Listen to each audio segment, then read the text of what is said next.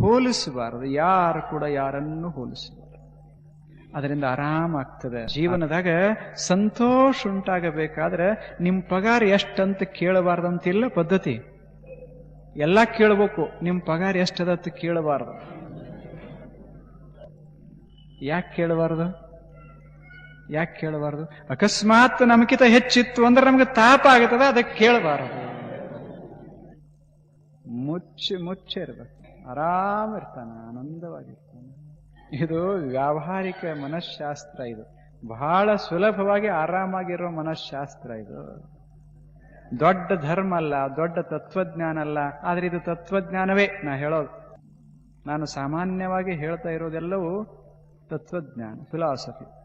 ಬಹಳ ಚಂದ ಇರ್ತದೆ ತತ್ವಜ್ಞಾನ. ಬೇರೆ, ಉಳಿದು ಎಲ್ಲ ಬೇರೆ. ಬಹಳ ಚಂದ ಇರ್ತದೆ, ಎಲ್ಲರಿಗೂ ಬೇಕಾಗುವಂಥದ್ದು, ಎಲ್ಲರಿಗೂ ಹಿಡಿಸುವಂಥದ್ದು, ಪ್ರಯೋಗಾತ್ಮಕ. ನೋಡ್ಬೇಕದನ್ನ. ಇಷ್ಟಾತಲ್ಲ, ಭಗವಂತಂದ್ರೇನು? ತುಲನೆ ಮಾಡಲಿಕ್ಕಾಗದ ವಸ್ತು. ಹೇಗದ ಅಂತ ಭಗವಂತ ಹೇಗದಾನ ಅಂತ ಕೇಳಿದರೆ, ಹೇಗದಾನ ಹೇಳಲಿಕ್ಕೆ ಬರದಂಗಿತ್ತು ಅಂದ್ರೆ ಅದೇ ದೇವರು.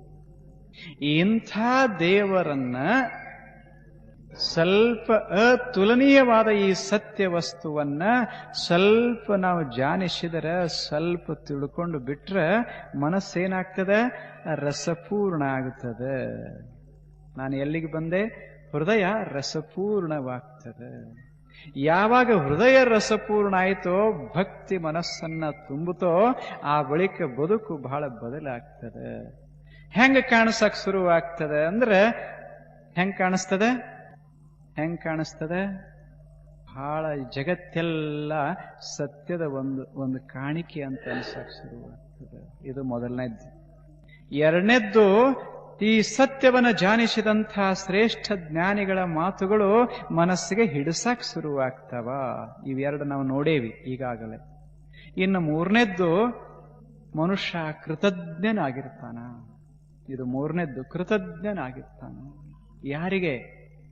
ತಾಯಿ, ತಂದೆ, ಗುರು, ಹಿರಿಯರು, ಇವರಿಗೆ ಕೃತಜ್ಞನಾಗಿರ್ತಾನ. ಯಾಕೆ ಕೃತಜ್ಞ ಆಗಿರ್ತಾನಂದ್ರೆ, ಯಾಕೆ ಅವನಿಗೆ ಗೊತ್ತದ ಇದರೊಳಗಿರೋದೆಲ್ಲ ನಂದಲ್ಲ. ಏನಾದರೂ ಒಂದಿಷ್ಟಿತ್ತು ಅಂದ್ರೆ ಇದು ನಮ್ಮ ತಾಯಿ ಕೊಟ್ಟ ಕಾಣಿ.